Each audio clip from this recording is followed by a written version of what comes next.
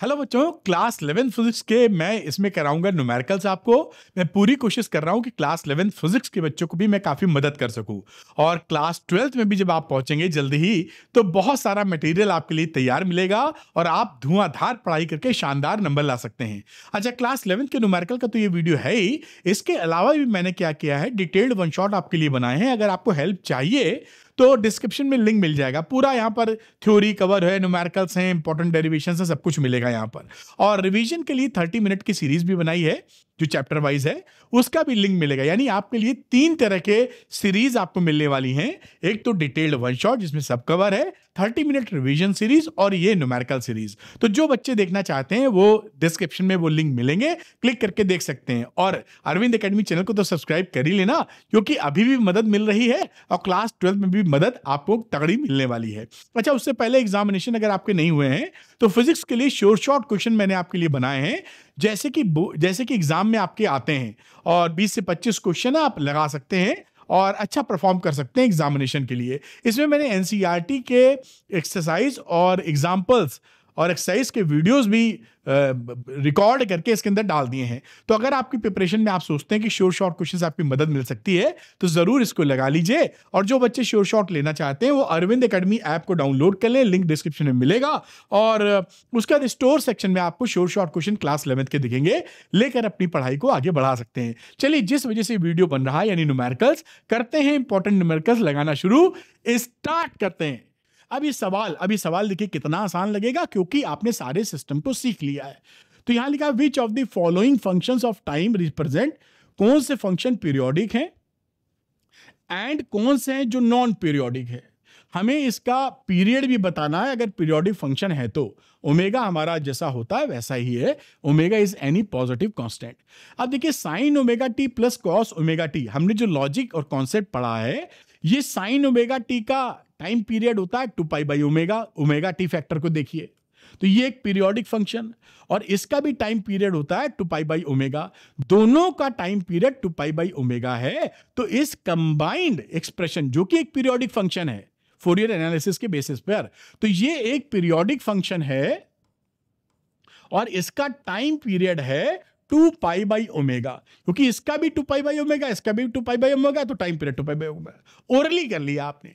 अब आप एग्जाम में कैसे करेंगे, मतलब ये भी सही है लॉजिक, लेकिन हो सकता है टीचर साहब इतना नहीं डिटेल में गए हों, तो कैसे करना ये दिखाते हैं। उसका तरीका एनसीईआरटी में क्या लिखा हुआ है कि ऐसे फंक्शन को जब हम सिंगल फंक्शन में लिख लेते हैं साइन या कॉस के, जो हमने बताया था ना कि सिंपलेस्ट फंक्शन क्या होता है पीरियोडिक का, y is equal to a cos omega t या कॉस ओमेगा टी प्लस 5।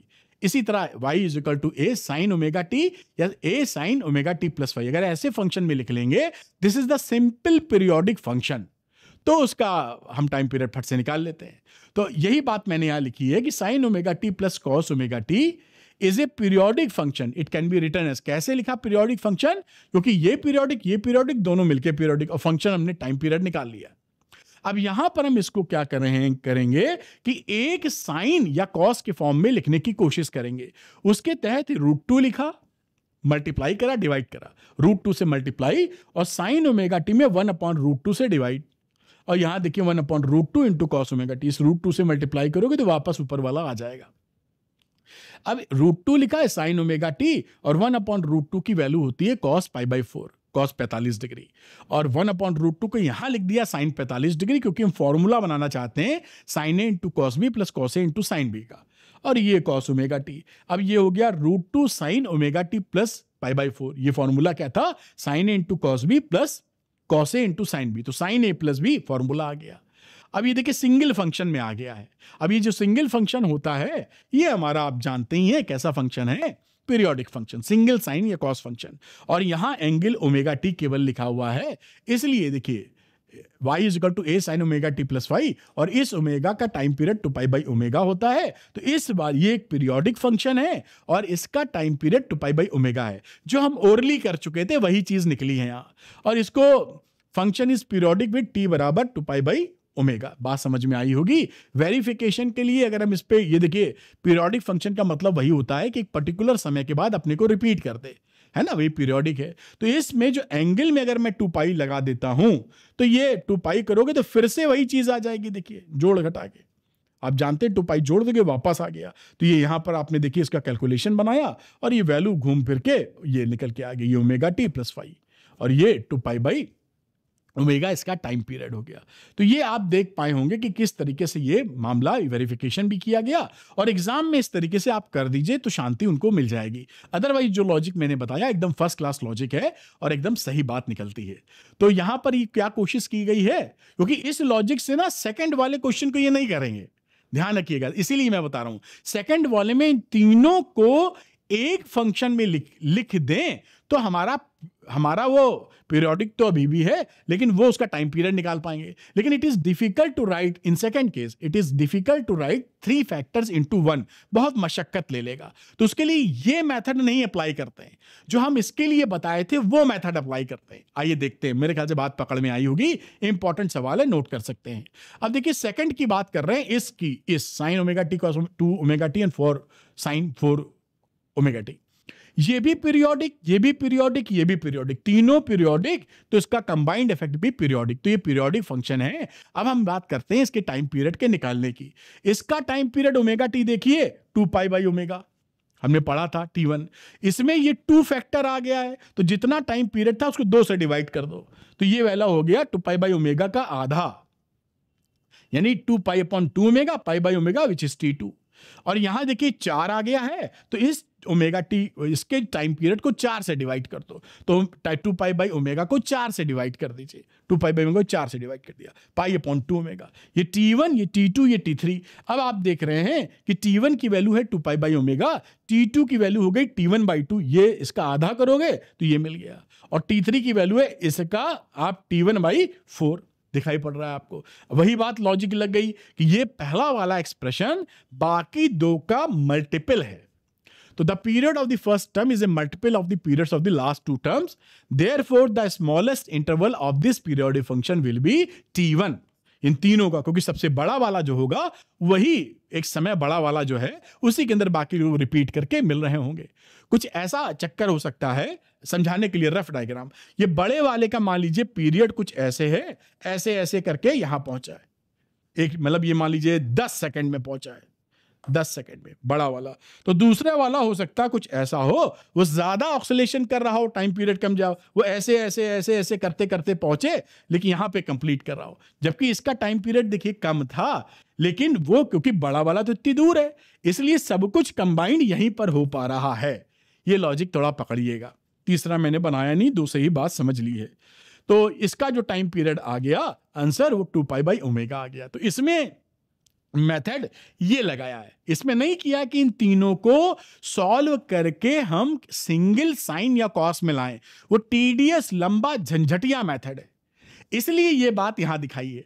ठीक, तो ये लॉजिक पहले पे भी लगाया जा सकता है, जैसे मैंने बताया था, लगा के ओरली निकाल सकते हो। लेकिन जब ये sign omega T plus cos omega T आए तो पहले जैसा मैंने बताया है वैसे ही कीजिएगा, थोड़ा लंबाई में, तो टीचर को शांति मिल जाती है। सही दोनों मेथड है, उम्मीद है ये बात पकड़ पाए होंगे। नंबर 3 और 4 की बात करते हैं, मैं हटता हूं, आप चाहे तो उसको पॉज करके नोट कर सकते हैं, अदरवाइज पीडीएफ कैसे लेनी है ये मैंने वीडियो के शुरू में आपको बताया है, ये आंसर आपका आ चुका है।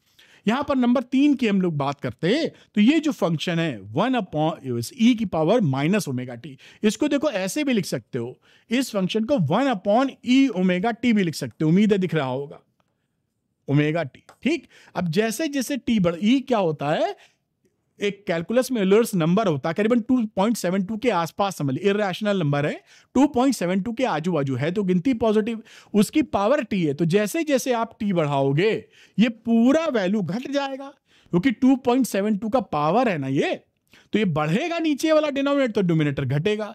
तो जैसे जैसे ये डिक्रीजिंग मोनोटोनिकली है, मतलब मोनोटोनिकली का मतलब होता है एक जैसा अगर घट रहा है घटता ही जा रहा है, मोनोटोनस बोलते हैं उसे। तो मोनोटोनस का मतलब एक ही स्वर में चालू है कार्यक्रम, यानी घट रहा है तो घटता जा रहा है, तो ये क्या हो जाएगा, ये डिक्रीजिंग फंक्शन है, जैसे जैसे टी बढ़ेगा वैसे वैसे घटेगा। तो ये टर्म्स हो जाएगा लगभग 0 जब t की वैल्यू इनफाइनाइट होगी। तो इसमें रिपीट करने की तो बात ही नहीं है, पीरियोडिक कहां से होगा, पीरियोडिक में तो रिपीटिशन होना चाहिए, ये तो घटता हुआ जा रहा है, तो ये आपका पीरियोडिक फंक्शन नहीं है क्योंकि ये रिपीट ही नहीं करेगा। इसी तरीके से चौथे फंक्शन की बातचीत कर ली जाए, the function log omega T increases monotonically, ये बढ़ता जा रहा है। आप देखें कि जैसे जैसे आप t बढ़ाओगे वैसे वैसे log t बढ़ेगा, t इंफिनिटी है तो log ओमेगा t इंफिनिटी हो जाएगा।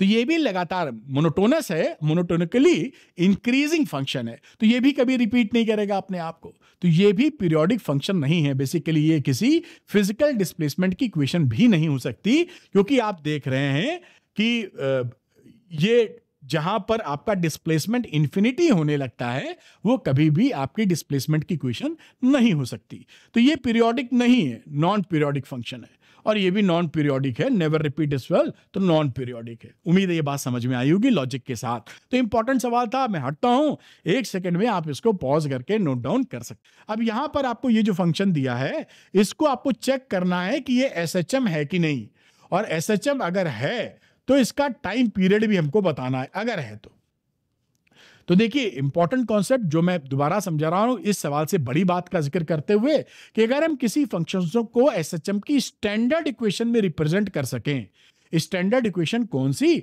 y is equal to a sine omega T plus minus five, या y is equal to a cos omega T plus minus five, तो वो एसएचएम होती है। किसी भी इक्वेशन को अगर हम सिंगल एसएचएम की स्टैंडर्ड इक्वेशन जो कि ये है इस फॉर्म में लिख पाए तो वह एसएचएम होती है। लेकिन हर बार इक्वेशन को स्टैंडर्ड फॉर्म में कन्वर्ट कर पाना आसान नहीं होता। हर बार क्या होता है, इक्वेशन जो लिखी है उसको इस फॉर्म में लिख पाओ ये आसान नहीं होता। तो फिर हम क्या करते हैं, एसएचएम की डिफरेंशियल इक्वेशन से चेक करते हैं, जो डिफरेंशियल इक्वेशन पीछे बताई थी, है ना, d square x upon d t square equal to minus omega square x. उस इक्वेशन से हम चेक करते हैं कि एसएचएम है कि नहीं। अगर वैसे लिख पाए तो एसएचएम है, नहीं लिख पाए तो नहीं है। अब यहां पर sign omega T minus omega t ये पीरियोडिक फंक्शन है, क्योंकि ये भी पीरियड था ये भी पीरियड था, और इसको कैसे लिख सकते हो, सिंगल फॉर्म में लिखने की कोशिश पिछले वाले सवाल में लिखी भी है। तो यहां पर हम √2 से मल्टीप्लाई और डिवाइड कर देंगे, तो √2 लिखा और यहां 1/2 से मल्टीप्लाई कर दिया, साइन ओमेगा टी इंटू 1/√2, यहां 1/√2 इंटू कॉस ओमेगा टी। अब ये 1/√2 को यहां पर लिख दिया cos π/4 और यहां लिख दिया sin π/4। हम क्या करना चाहते हैं, साइन ए माइनस बी का फॉर्मूला बनाना चाहते हैं। तो √2 लिखा, अब ये देखिए sine A into cos B minus cos A into sine B, तो ये साइन ए माइनस बी का फॉर्मूला बन गया। ये sine A minus B omega T minus π/4 लिख दिया। अब ये जो है ये स्टैंडर्ड फॉर्म है, ये देखिए कैसा फॉर्म है, standard form of the SHM.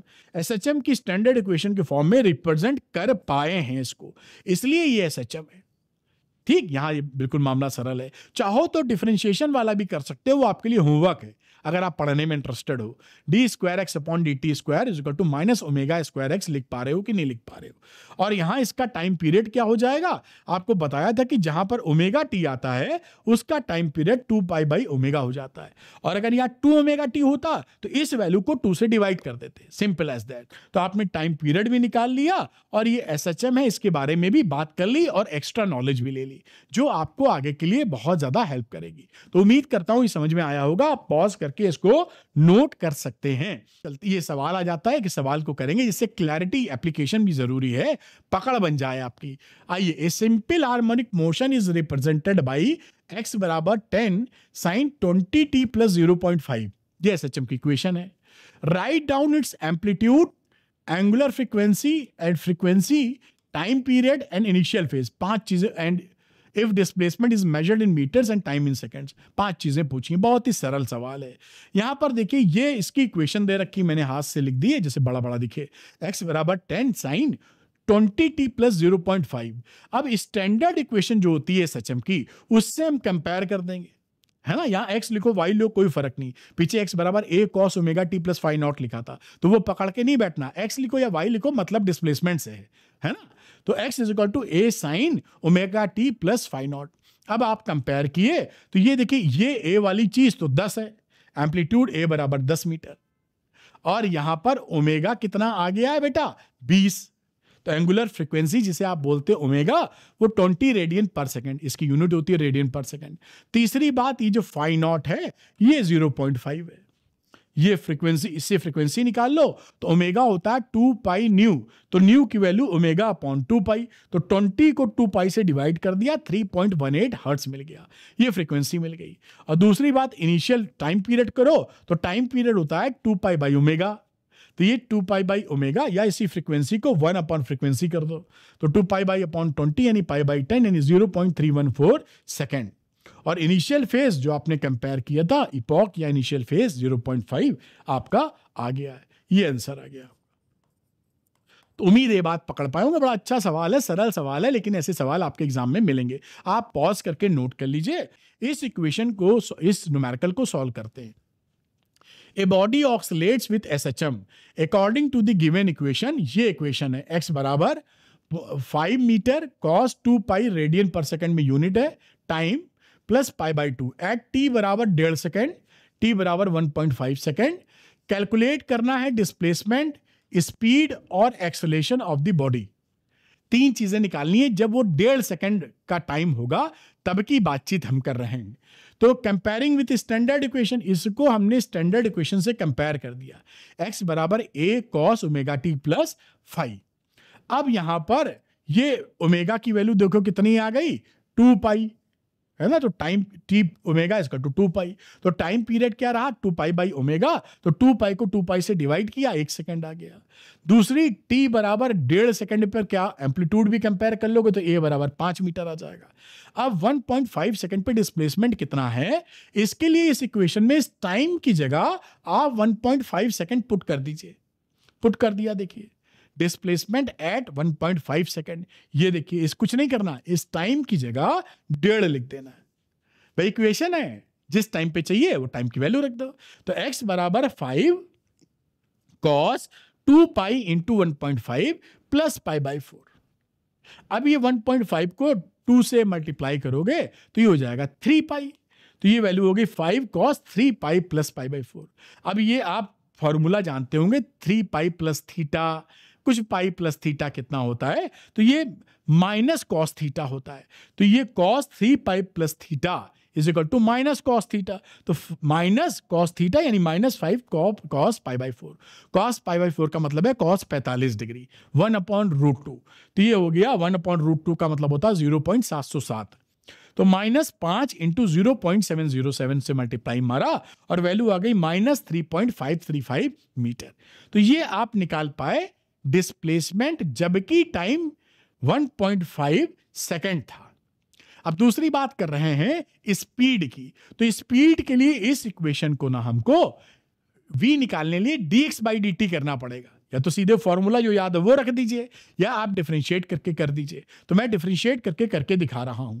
तो यहाँ वो देखिए आंसर हो गया। अब वेलोसिटी होती है dx/dt, तो इस इक्वेशन को डिफरेंशिएट कर दीजिए आप टाइम के रिस्पेक्ट में। तो d/dt 5 cos 2 pi t plus pi by 4।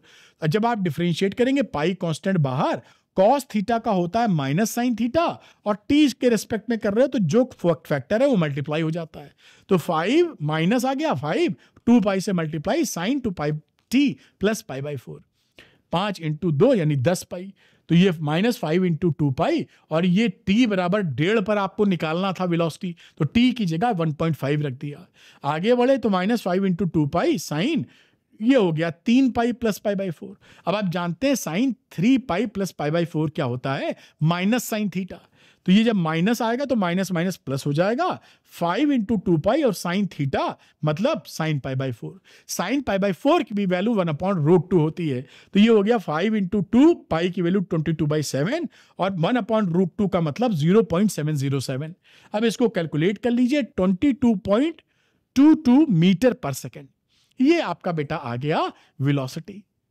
वो देखिए डिस्प्लेसमेंट, ये बहुत बढ़िया सवाल है। और अगली बात कर ले एक्सेलेरेशन की। तो एक्सेलेरेशन को तो क्या करते हैं, v को फिर से टाइम के रेस्पेक्ट में डिफरेंशिएट कर दिया जाए एक्सेलेरेशन के लिए। a होता है dv/dt, तो d/dt, और ये जो वेलोसिटी आपको मिली थी ये क्योंकि टाइम था ना, ये पुट कर दी, -10 pi sine 2 pi t plus pi by 4। तो जो कांस्टेंट था देखिए -10 पाई आ जाएगा, और इसको डिफरेंशिएट करेंगे तो साइन का हो जाएगा कॉस थीटा और 2 पाई से मल्टीप्लाई, तो 2 पाई का मतलब है 10 का 20, 1 पाई और तो पाई स्क्वायर। तो ये डिफरेंशिएशन के बाद एक्सेलेरेशन आ गया। अब पूरा कैलकुलेशन ना करना पड़े इसलिए थोड़ी सी तिकड़म करेंगे, यहां से 4 पाई स्क्वायर लेके 5 कॉस 2 पाई और टाइम की वैल्यू 1.5 रखते हुए ये लिख देंगे, क्योंकि इसकी वैल्यू ऑलरेडी हमको पता थी। ये देखिए ये कहां गई, ये वैल्यू, इसलिए। और ये -3.535 है, ये -3.535 ले ली फ्रॉम में, क्योंकि हमें जबरदस्ती हम दोबारा क्यों कैलकुलेट करें जब हम कैलकुलेट कर चुके हैं। ये थोड़ी सी स्मार्टनेस दिखाई गई। तो ये -4 × 9.87 दिस वन, और इसको मल्टीप्लाई किया तो 139.56 मीटर पर सेकेंड। और ये पूरा बहुत ही बढ़िया सवाल आप निकाल पाए, तो उसको आप पॉज करके नोट कर लीजिए। अब इस पे एक सवाल है, उसको देख लेते हैं। ए particle is executing SHM of amplitude A at what displacement from the mean position is the energy is half kinetic and half potential। आप जानते हैं कि काइनेटिक और पोटेंशियल मिलके ही टोटल एनर्जी बनती है, तो आधी काइनेटिक और आधी पोटेंशियल यानी दोनों एनर्जी बराबर होने वाली है ना। अब according to the question E के बराबर EP, टोटल एनर्जी का आधा आधा दोनों ने ले लिया, दोनों इक्वल हैं, तो KE बराबर U, और काइनेटिक एनर्जी का फॉर्मूला होता है half m omega square a minus x square, A square minus x square, और u का मतलब है half m omega square into x square. इसको आप सॉल्व कर लीजिए, ये देखिए हाफ m ओमेगा स्क्वायर तो यहीं से कट जाएगा, तो a square minus x square बराबर एक्स स्क्वायर, और 2x स्क्वायर बराबर a स्क्वायर, तो x की वैल्यू हो गई +-a/√2। यानी जो डिस्प्लेसमेंट है मीन पोजीशन से जब a/√2 के बराबर होगा आइदर साइड प्लस या माइनस, तो उस समय इसकी काइनेटिक एनर्जी और पोटेंशियल एनर्जी दोनों बराबर होगी। ये स्टेटमेंट में मैंने यहां पर लिख भी दिया, तो इस न्यूमेरिकल है, इसको भी आप नोट कर लें। अब एक इस पे सवाल है, उसको ले लेते हैं। तो इस 0.2 kilogram of mass Hanks at the ends of A spring. Spring चाहे हॉरिजॉन्टल हो चाहे वर्टिकल हो, फॉर्मूला यही लगेगा। तो when 0.2 kilogram more mass is added to the end of the spring, एक स्प्रिंग लटकी थी जिसमें 0.2 ग्राम लटका हुआ था, उस पे 0.02 ग्राम और लटका दिया आपने, और लटकाया तो थोड़ी सी खिंच गई स्प्रिंग। कितनी खिंची है वो बता रहा 7 सेंटीमीटर। तो 0.02 किलोग्राम मास और रखने पर आपकी स्प्रिंग 7 सेंटीमीटर और खिंच गई है। If the 0.02 kilogram mass is removed, अब आपने क्या किया, जो एडिशनल मास था उसको हटा लिया तो वो ऑक्सीलेट करने लगेगी, SHM करने लगेगी। वो अगर SHM करेगी तो उसका time period of vibration of the system निकालना है। आइए बड़े आसानी से निकालते हैं। When 0.02 kilogram mass is added, तो कितना स्प्रिंग स्ट्रेच की है, 7 सेंटीमीटर के बराबर। mg बराबर kx के, भाई उस समय रिस्टोरिंग फोर्स mg के बराबर होगा, तो k = mg/x। तो यहां पर मास हो गया 0.02। ये रिस्टोरिंग फोर्स उस वजह से लगने वाला हम ले रहे हैं जो एडिशनल मास डाला गया है ना, जो एडिशनल मास 0.02 किलोग्राम डाले हो उससे जो रिस्टोरिंग फोर्स पैदा हो रहा उसकी गणना कर रहे हैं। तो K बराबर mg/x, तो मास हो गया 0.02 किलोग्राम एडिशनल मास, G करीब करीब 10 ले लिया, और X है 7 सेंटीमीटर, 7 × 10⁻², ये 20/7 न्यूटन पर मीटर आ गया स्प्रिंग कांस्टेंट। स्प्रिंग कांस्टेंट तो एक स्प्रिंग के लिए सेम होता है जब तक उससे छेड़ा छाड़ा ना जाए। When 0.02 kilogram mass is removed, अब ये मास आपने हटा दिया तो क्या हुआ, टाइम पीरियड क्या हो जाएगा, 2 पाई √m-/कैप। m यहां पर क्या है, जो मास अभी भी है उसके पास वो 2 किलोग्राम का है, ये शुरू में 0.2 किलोग्राम का, तो m' की वैल्यू 0.2 आ गई। k आप ऊपर से निकाले हो 20/7, और 2 पाई तो रहता ही रहता है। अब इसको कैलकुलेट कर लीजिए, 2 पाई √7/100 विच इज 1.66 सेकेंड, और देखिए प्रेम पूर्वक आपका आंसर निकल आया। वेरी सिंपल क्वेश्चन, लेकिन आपको छोटी छोटी बातें आनी चाहिए, नहीं तो करेंगे कैसे, थोड़ी क्लैरिटी भी चाहिए। उम्मीद है ये न्यूमेरिकल नोट कर लीजिए। लिखा है what is the length of a simple pendulum which ticks second. तो देखिए सिंपल पेंडुलम जो टिक्स सेकंड करता है वो सेकंड पेंडुलम होता है जिसका टाइम पीरियड 2 सेकंड होता है। तो एक ऐसा पेंडुलम जो टिक्स सेकंड करे उसका मतलब है वो सेकंड पेंडुलम है, और सेकंड पेंडुलम का मतलब है जिसका टाइम पीरियड 2 सेकंड होता है। उसके लिए हमको निकालना है लेंथ L। तो T है 2 सेकंड, G है 9.8। फॉर्मूला होता है T is to 2 pi under root L by G. हमें एल निकालना है तो स्क्वायर कर दिया दोनों तरफ, तो T square is to 4 pi square L upon G. ये एल की वैल्यू क्या बन गई, T square G upon 4 pi square. अब ये टाइम पीरियड 2 सेकंड था, 2 का स्क्वायर, जी की वैल्यू 9.8, 4 और पाई स्क्वायर की वैल्यू होती है 9.87, पाई इंटू पाई, तो 9.87 डिवाइड किया, करीब करीब 1 मीटर के आसपास आता है, यानी 0.992 मीटर। ये सवाल भी पूछा जाता है कि 1 मीटर लंबा पेंडुलम कितने टाइम पीरियड लेगा, वो 2 सेकंड के आसपास लेता है, ठीक, उसी को सेकंड पेंडुलम बोलते हैं। तो ये 0.992 मीटर इसका आंसर आ गया जो आपके। तो बच्चों, वीडियो खत्म होने से पहले याद दिला दूं कि आपके लिए न्यूमेरिकल्स जो सीरीज है जो आप वीडियो देखे हैं, उसके अलावा आपको वन शॉट डिटेल्ड वीडियो का भी डिस्क्रिप्शन में लिंक मिलेगा। 30 मिनट रिवीजन के लिए भी आपको पूरी सीरीज कंप्लीट मिलेगी, आप इसको जरूर देखिए। अरविंद एकेडमी चैनल को सब्सक्राइब भी कीजिएगा, क्योंकि 12th में भी आपकी बहुत मदद होने वाली है। और अगर आपके एग्जामिनेशन नहीं हुए हैं, आप चाहते हैं कुछ ऐसे स्पेसिफिक क्वेश्चंस मिल जाएं जो जिस तरह के क्वेश्चन आपके एग्जाम में आते हैं, तो ये श्योर शॉर्ट क्वेश्चन आप लगा सकते हैं। एनसीईआरटी एक्सरसाइज और एग्जांपल्स पूरी किताब के मैंने वीडियो फॉर्मेट में रिकॉर्ड करके श्योर शॉर्ट क्वेश्चन में दिए हैं, इसके भी आप मदद ले सकते हैं। तो जो बच्चे श्योर शॉर्ट क्वेश्चन लेना चाहते हैं वो अरविंद एकेडमी ऐप को डाउनलोड कर लें, उसके स्टोर सेक्शन में जाइएगा, यहां पर आपको श्योर शॉर्ट क्वेश्चन मिल जाएंगे, लेके लगा मारिए। और फिर से मैं कहूंगा, अरविंद एकेडमी चैनल को सब्सक्राइब करना मत भूलिएगा, अभी भी मदद मिलेगी। और क्लास 12th में जबरदस्त मेरे जो नॉलेज है, मेरा जो एक्सपीरियंस है, उससे आप बहुत ही शानदार परफॉर्मेंस कर सकते हैं। Thank you very much, wish you all the best. Arvind academy channel को सब्सक्राइब करना मत भूलिएगा। गॉड ब्लेस यू बेटा।